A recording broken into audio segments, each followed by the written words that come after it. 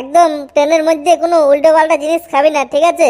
এটা local train, এখানে কোনো বাথরুমও নেই যে শালা হাগা লাগলে ধরে হাঁকতে যাবি। আচ্ছা আচ্ছা ঠিক আছে, তুমি ভাই অত কিছু চিন্তা করিও না তো। এই পেয়ারা আছে, পেয়ারা 1 পিস 10 টাকা, কেটে একদম পুরো নুন ঝাল মিক্স করে দিয়ে দেবো মাত্র 10 টাকা। একদম পুরো ডাসা ডাসা পেয়ারা আছে, পেয়ারা দিব নাকি বাবু? পেয়ারা এরকম ডাসা ডাসা পেয়ারা বর্ধমান লোকাল ছাড়া কোথাও পাবে না বাবু। পেয়ারা দেবো নাকি পেয়ারা? এই পেয়ারা আছে, পেয়ারা মাত্র 10 টাকা করে পেয়ারা, কেটে নুন ঝাল ভরে দিয়ে দেবো। ফাটা ফাটা, ওই দেখো পেয়ারা আসছে, পেয়ারা কিনে না গো পেয়ারা। পেয়ারা খাবি? বেশ দাঁড়া, আমি কিনে দেবো, ঠিক আছে? এই পেয়ারা আছে, পেয়ারা একদম পুরো কচি ডাসা পেয়ারা। বলতি কাকু, বলতি পেয়ারা কত করে দিত গো? পেয়ারা মাত্র 10 টাকা বাবু, করে দেবো বলুন। এ কি বলেন কাকু, 10 টাকা দাম নাকি পেয়ারা? বায়া, আমি তো বায়া 5 টাকা কিনে খেলাম কিছুদিন আগে, আজকে 10 টাকা হয়ে গেছে। হ্যাঁ বাবু, পেয়ারা তো 5 টাকা ছিল, তখন তুমি অনেক ছোট ছিলে বুঝলে, এখন কত বড় হয়ে গেছে দেখো, সাথে গার্লফ্রেন্ডকে নিয়ে এসে তো ঘুরছো, ওই জন্যই তো পেয়ারার দামটা বেশি বেড়ে গেছে বুঝলে তো। বাবু আমার পেয়ারা যদি তোমার গার্লফ্রেন্ডকে খাওয়াও না, একদম পুরো খুশি হয়ে যাবে, খুশি। ঠিক আছে কাকু, ওসব কোনো ব্যাপার না, আমাকে একটা পেয়ারা ভালো করে কেটে নুন ঝাল ভয়ে দাও। আচ্ছা ঠিক আছে বাবু, ঠিক আছে। এই না বাবু পেয়ারা। হেলেন কাকু, পয়সাটা ধরেন। এই পেয়ারা আছে, ডাসা ডাসা পেয়ারা। কাকু কাকু, পেয়ারা খাবা? না রে, আমি পেয়ারা খাবো না, আমার এমনিতেই পেট ভর্তি আছে বুঝলি, তোরা খা। ফাটা, তুমি পেয়ারা খাবা? এই নাও, তুমি তো খাও। আমায় পেয়ারা খেতে ইচ্ছা করতে না, তুই খা, তোর জন্যই তো কিনেছি, বল। দেখ ফাটা, তুই আমার জন্য কিনেছিস ঠিক আছে, কিন্তু তুই না খেলে কিন্তু আমিও পেয়ারা খাবো নাই বলে দিলাম। আচ্ছা আচ্ছা ঠিক আছে, তুই আগে খা, তারপরে আমি লাস্টে খাবো, ঠিক আছে? তারপরে তোমাদের বিয়েটা কি করে হলো গো কাকু? বল না কাকু, বলেন না, তোমাদের বিয়েটা কি করে হলো? বিয়েটা কি করে হয়েছে সেটা শুনতে চাস তো? সে তো অনেক বড় একটা কাহিনী, আজকে থাক, পরে একদিন বলবো সময় পেলে। বলো না কাকু, পরে পরে করে কিন্তু তখন আর শোনা হবে না। কিরে ফাটা, তুই কিছু বলছিস না কেন? বল না কাকুকে বলতে। আচ্ছা ঠিক আছে, তোরা যখন এত করে বলছিস তাহলে আমি বলছি, শোন। একদিন আমাকে হঠাৎ করে ফোন করলো বুঝলি, তারপরে বললো, জান তুমি কি করছো, ভালো আছো তো? হ্যাঁ জান, আমি ভালো আছি, তুমি কেমন আছো? আমি ভালো নাই গো জান। কেন, কি এমন হচ্ছে শুনি যে ভালো নাই? জান, আমার বাবা আমার অন্য এক জায়গায় বিয়ে ঠিক করে ফেলেছে জান, আমি তোমাকে ছেড়ে বাঁচবো না জান, আমি তোমাকে ছেড়ে বাঁচবো না, আমি কি করবো সেটাই এখন ভাবছি। তাই নাকি? তোমার বাবা তোমার বিয়ে ঠিক করেছে? তুমি একদম কিছু চিন্তা করো না, ঠিক আছে? সালা, বিয়ে যদি হয় আমার সাথেই হবে, ঠিক আছে? দেখো ফটকে, তোমাকে আমি একটা কথা বলে দিচ্ছি, তোমার সাথে যদি আমার না বিয়ে হয় তাহলে আমি কিন্তু সুসাইড করব, এই বলে রাখলাম। না গো জান, না, একদম তুমি উল্টো পাল্টা কোনো চিন্তা ভাবনা করবে না, ঠিক আছে? আমি যখন তোমাকে ভালোবেসেছি, বিয়েও আমি নিশ্চয়ই করব, আমাকে একটু টাইম দাও, বুঝলে? আমি আর পারছি না ফটকে, আর পারছি না, আমি আর তোমাকে টাইম দিতে পারছি না, কারণ আমার বাড়ি থেকে আমাকে অনেক চাপ দিচ্ছে বুঝলে, আজকালের মধ্যেই আমার বিয়ে দিয়ে দেবে, তুমি কিছু একটা করো ফটকে, কিছু একটা করো।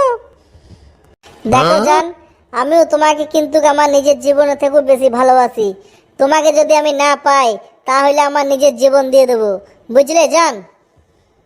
জান, আমার মাথায় একটা ভালো প্ল্যান এসেছে, বলবো? কি প্ল্যান এসছে বলো শুনি।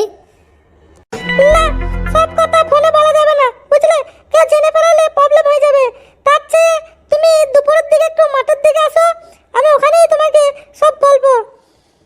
ঠিক আছে, আমি দুপুরের দিকে মাঠে চলে আসবো, তুমি যেন একটু তাড়াতাড়ি আসবে, ঠিক আছে? না হলে পরে ওখানে বিকেল হয়ে গেলে পরে অনেক লোকজন চলে আসে।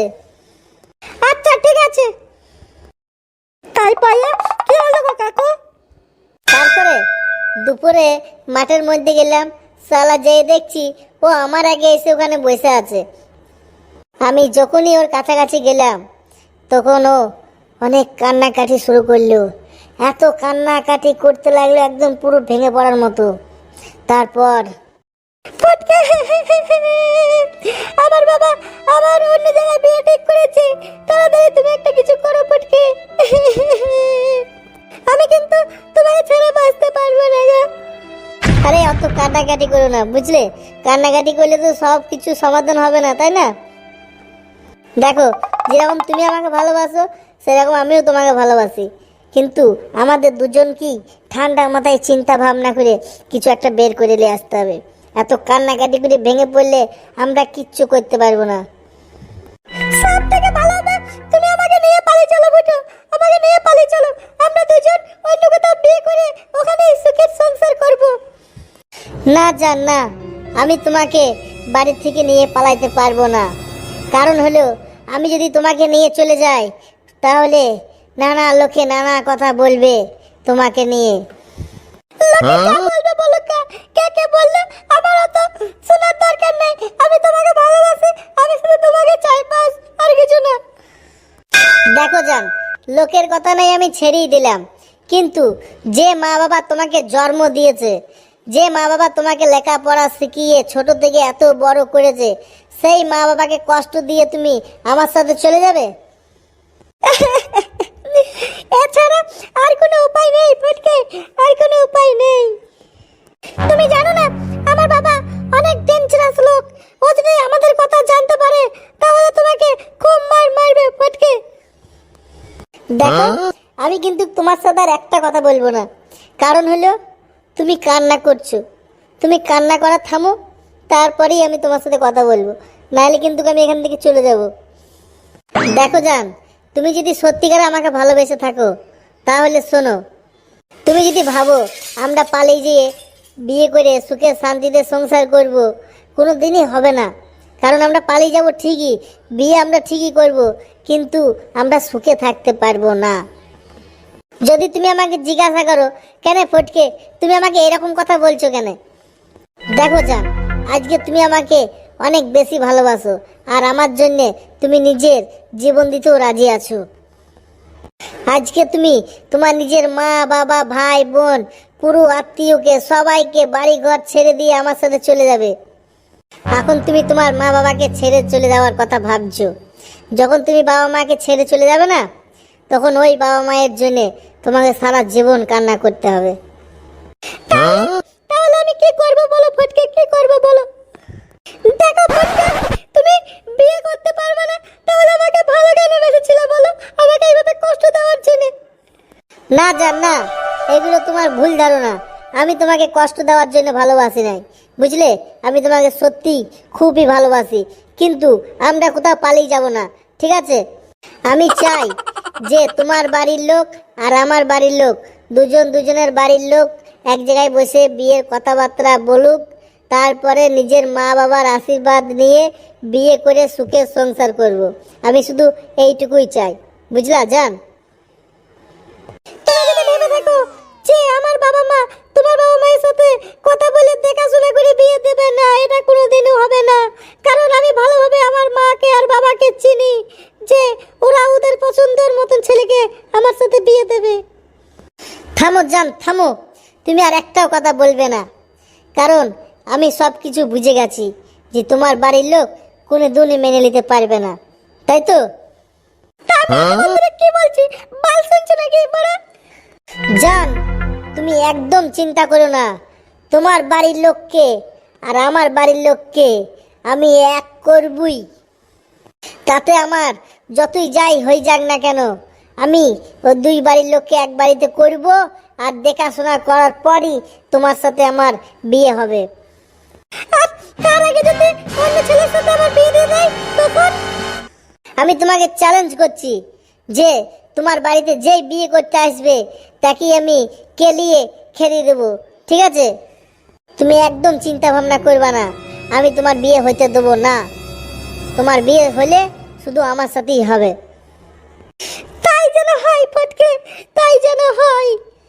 তুমি এখন কান্নাকাটি করো না, তুমি তোমার বাড়ি যাও, ঠিক আছে? তোমার বাবা মা যেটা বলবে তুমি সেইটাই শুনবা, তারপরে বাকিটা আমি দেখে নিচ্ছি, ঠিক আছে? হয়েছে ফটকে, যা করবা একটু ভাবনা চিন্তা করে করবা, না হলে কিন্তু আমি বাঁচবো না, এই বলে রাখলাম। তাই পাইয়া কি হলো গো? অত কান্নাকাটি করছিল, তাহলে তুমি আর দেখিয়ে কথা বললা কেন গো কাকু? ওকে আমি রাগ দেখি কথা যদি না বলতাম তাহলে ও বাড়ি যেত না, সারাক্ষণ কান্নাকাটি করেই যেত। দেখেছিস ভাইয়া, কাকুর ভাইয়া কত বুদ্ধি। ভাইয়া বাই দিত না বলে আগে মায়ে কথা বলে মায়া বাই বাতি দিয়েছে। তাই পাইয়া কি হলো গো কাকু? সারা রাস্তা কি আমার প্রেম কাহিনী শুনতে শুনতেই যাবি নাকি? ওইদিকে দেখ, বর্ধমান স্টেশন চলে এসছে, তাড়াতাড়ি নামতে হবে, না হলে আবার ট্রেন হাওড়া চলে যাবে। সারাদিন কি আপ ডাউন করেই যাবি নাকি? আচ্ছা ঠিক আছে কাকু, তাহলে পুরো গল্পটা অন্য একদিন শুনবো, ঠিক আছে? থালা গল্প শুনতে আসছি ভাইয়া, বুঝতেই পারলাম না কখন ভাইয়া চলে এসছি। কি মজা দে হলো। হ্যাঁ ফাতা, তুই ঠিক বলেছিস, খুব মজা হলো। চল ওঠ, এবার নামবি।